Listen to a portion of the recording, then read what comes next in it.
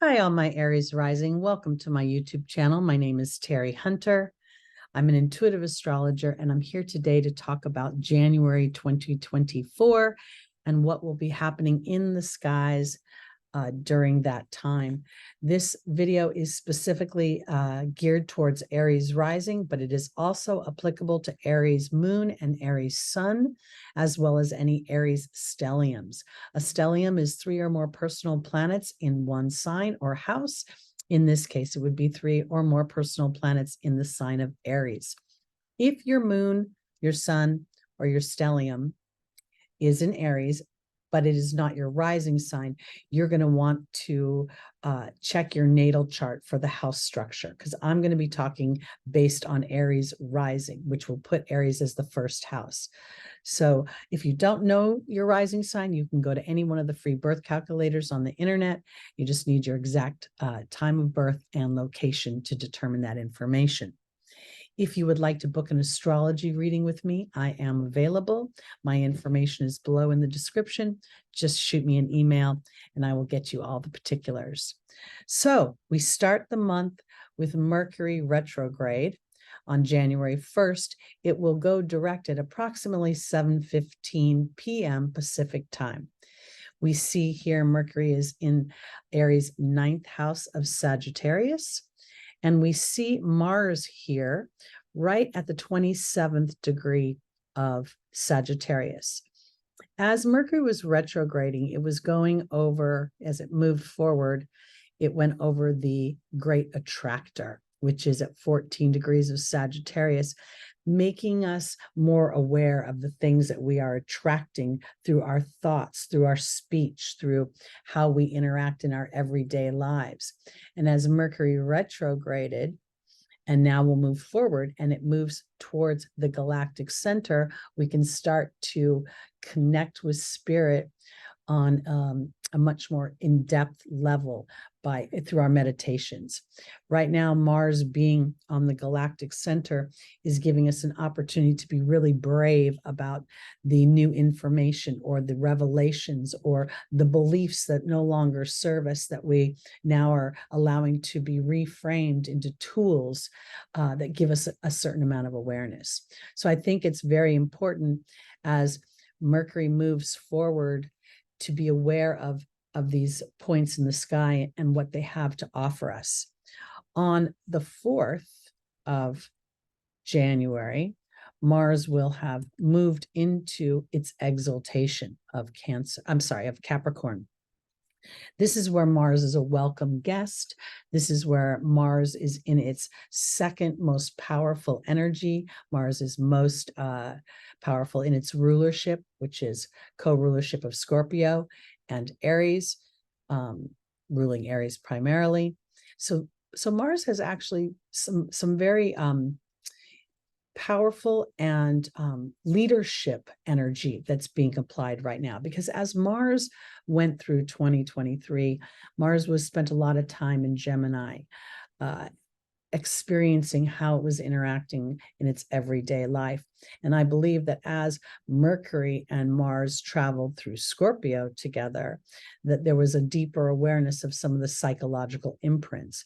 So as Mars moves into its exaltation, we're going to see a real willingness to build something, especially in our career. This will be for Aries very public on some level, this transit of Mars.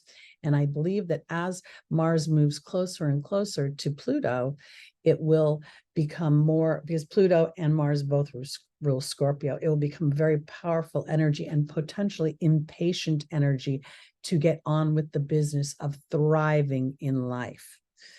Mars on the 4th, let me just click on Mars here, makes a sextile to Saturn. This, I think, is very favorable because Saturn is the natural ruler of Capricorn. And to me, this is a conversation on a more spiritual level about how I want to show up, how I want to build my dreams. And it's an opportunity not to judge ourselves for anywhere we might have had a certain fantasy or a certain amount of, maybe we were overly whimsical about something or expected something to happen more effortlessly. And now we're seeing that it's important to apply our thoughts where we want them to be in alignment for our dreams to come true. We see Mars here in a loose trine, but that trine will grow in its influence as we go through January to Jupiter. Again, looking at where do I want to expand? Jupiter represents business, commerce, publishing, marketing, as well as higher education and foreign travel, diverse people in our lives. And here I believe in the sign of Taurus, Jupiter's revisiting the beliefs that we have, the way we have lived our life up until now, or potentially the way we built a business. And now we're going to be brave in the restructuring of that. We also see Mars and Mars's little sister Aries having a conversation, a favorable conversation, as well as Mercury, about how I want to stand up for myself, how I want to implement my version of me out into the world. And now with Mars being in Capricorn, I'm willing to pace myself a little bit. I'm willing to look at that in a way that allows me, almost like I'm doing a marathon versus a sprint. Let's now go. I think the next most important day is about a week later. We go to January 11th, and we see Mercury is now on the galactic center. So where Mars had been a week ago, now we're starting to see our thoughts and this information coming through. I think this is a very good time to commune with nature, to spend time talking to your higher power, source energy, God, the angels, however you like to frame that. Because I think it's a powerful time to connect. We also have a new moon that will be happening at 3:57 a.m. Pacific time on the 11th. That new moon is at 20 degrees of Scorpio. 20 degrees of Capricorn, and that is at the Scorpio degree. Let me just quickly change the time here so you can see that. 3:57 a.m. All right, so here now we see this new moon planting the seeds, especially the seeds for our awareness, not judgment, not criticism, and not to villainize ourselves or others, just a point of awareness so we can build a stronger platform moving forward. This new moon is making favorable aspects to Uranus. That's a trine aspect. And this trine aspect is Uranus is at the Libra degree. So this is about being balanced. It's sort of about understanding that sometimes without a challenge, we wouldn't have a clearer idea of how we want to move forward. And I also believe that the trine to Juno here up in the 10th house of Virgo, the house that represents work, and now we superimpose the 10th house here, although this is your 6th house normally, but it still refers to work. So it's about being dedicated and committed to your work, to how you want to build yourself in the world, how you want to be seen. Again, the 10th house is the highest part of the chart where we see our most visible self. We also see squares to the north node and the south node. North node here, south node here. This is an exact square to the new moon. I believe that a square is a tense aspect between two parts of myself. Part of myself that has habitual behaviors, the south node, and a part of myself that is stretching for new experiences. So for my Aries rising, this is in your 1st house. And this would be where you're standing up for what you believe in, and you're starting to plant the seeds of that in a way that feels like it's not just about how you're going to assert yourself on the outside, but how you will emotionally assert yourself on the inside. I think this is super powerful. Now let's go off the moon. I'm going to go back to my 12 o'clock time, and I'm going to move the wheel to the 13th.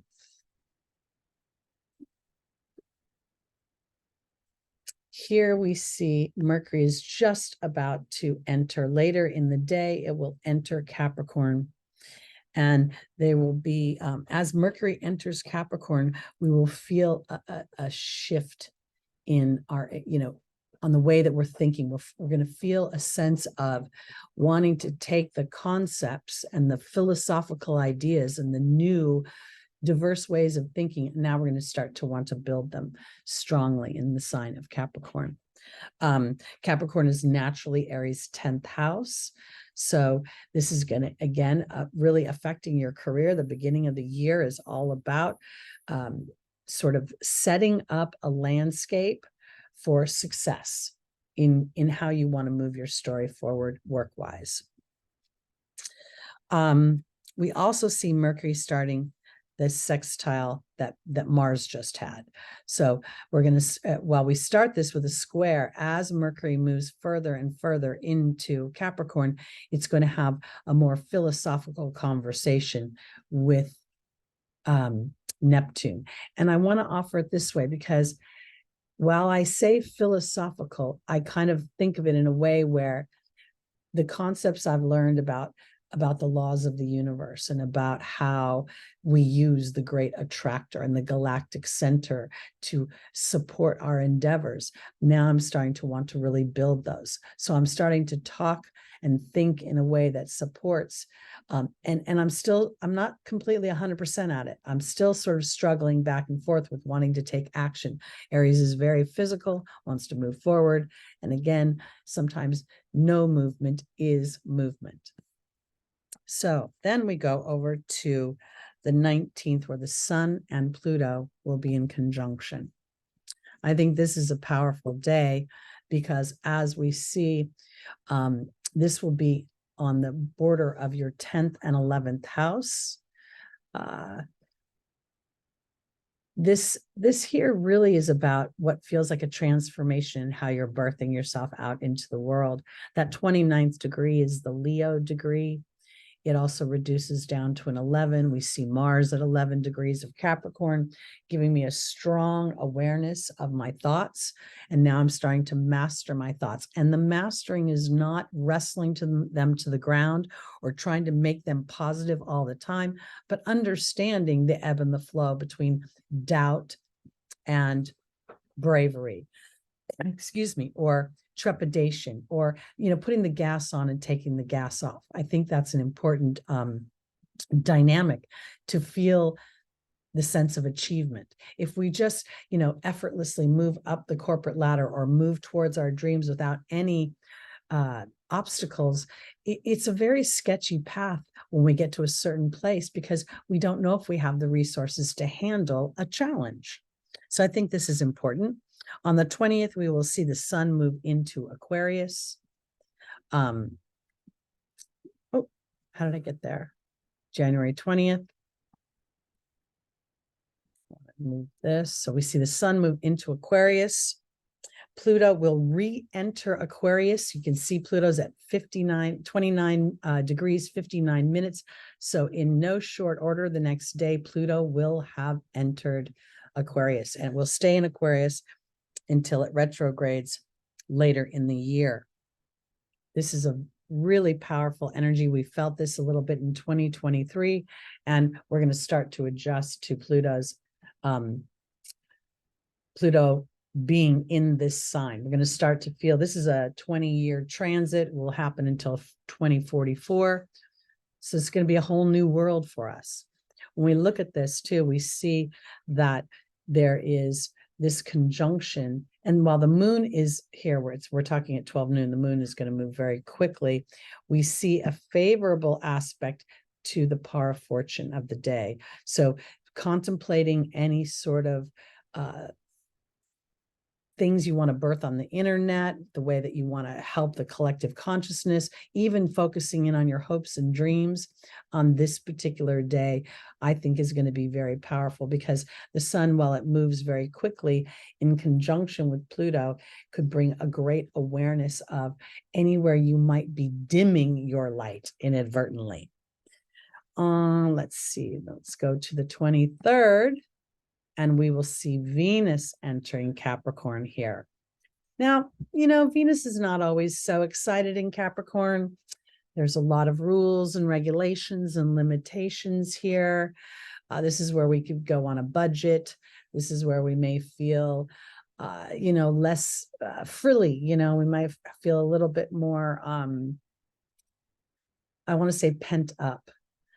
I think this is important because Venus is starting to she's going to move into Capricorn, and she's going to start to make a trine to Jupiter. And I think that this is very powerful because oftentimes we think of these two as very good friends. And here we're both in signs of building, of creating, of planting. There are also signs that rule history, and Venus naturally rules Taurus. So this favorable aspect to Jupiter, with both the planets moving forward, feels as if I can start to slowly but surely implement any new structures. And in some respects, I think that while Venus is in Capricorn, we see her making a trine now to the power of fortune here. Power of fortune is a point of achievement, a point of where you can see talents and attributes. So I think how I'm interpreting this, I'm sorry, goofed, pardon me.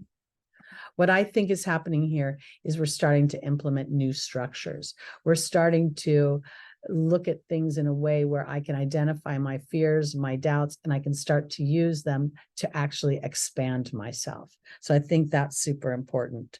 The trine will be exact on the 28th. So we've got a few days to work through that. We will have a full moon on the 25th of January. And that is, I didn't get the time of the moon, but let me see here. Didn't write it down. I apologize, I didn't write down, but the full moon here, this is going to be a full moon in Leo. 5 degrees of Leo. So I need to move further in the day. Let me just try moving this to 4 p.m. We're getting closer. We're a little bit too far. Sorry about that. Bear with me. I'll just go to 2 p.m. so I get a little bit closer. All right, I'm a little closer here. I think this is important because the sun is going to square Jupiter in Taurus, and the sun is still conjunct Pluto. And I think this is powerful because there's going to be some sort of illumination. And in some ways, this Leo energy is going to reflect what's most important to your heart. And I think bring in a real sense of courage for my Aries wanting to step into this more authentic version of yourself. And while it's a little bit challenging because the moon is making that a square to Jupiter. Sorry, let me just do this here because we can see this is going to be a 5-degree full moon. So we're going to see not only the square to the sun, but also here to the moon. And this is where I think what's happening on the inside for Aries will supersede how you perceive yourself in the outside world. And I think this could be bringing more of the hero energy, more of the brave energy, more of the pioneering energy to the forefront. And I think this is going to be a very powerful time for my Aries. Because we know we've got Chiron that's been traveling through your first house and the North Node and Aries for quite some time now, and we'll continue to do that moving forward. So this feeling of wanting to birth a new version of myself, one that's more authentic to the healer versus the wound, I think is super powerful. And we round off the month on the 27th. We go there with Uranus, I believe, has now moved direct. Yes, indeed. There we see Uranus at 19 degrees. Uranus is going to go into territory that it hasn't been in for 84 years. And I think that we're going to start to really feel ourselves the deepening of the roots of our individuality. We see this beautiful trine here between Mercury and Mars conjunct in Capricorn, and this is at the Leo degree. So I feel really good about the idea that I'm aware of what I want. I'm willing to build on it. I'm still a little bit this South Node in Libra is making a little bit of a challenging aspect to Uranus, because this is my habits of cooperation of Miss Nice Nice or Mr. Nice Nice. But then we see this nice trine to Juno. So there is a strong sense of self and commitment to birthing a new version of myself. I almost feel as if on some level for my Aries rising, that if you have been considered hostile, aggressive, quick to anger, or have frustrations or hold on to things, this is where you're starting to have an awareness that as you hold on to things, that you are kicking in the laws of attraction. You're kicking in some of the divine laws of the universe. And I think Mercury's transit and Mars's transit through Sagittarius for most of January. Let's go back to the beginning of January, or the end, and Mercury's retrograde in December 2023 is really giving you some awarenesses. And I know Mars is leaving Sagittarius, but here it sits on the galactic center, and we have Venus entering the picture, as she will go over the great attractor and then hit this point as well. So I think this is going to be a very strong energy for awareness, for redefining yourself, for knowing that, if you didn't have a little bit of fire under your belt, you wouldn't be able to be the hero that you are, the individual that you are, the unique expression that you are. And I think that's to be celebrated. Okay, that's it for January. If you'd like to book a reading with me, I am available. So please just send me an email and we'll connect. I hope you enjoyed this video, and I look forward to seeing you soon. Have a great day, everybody.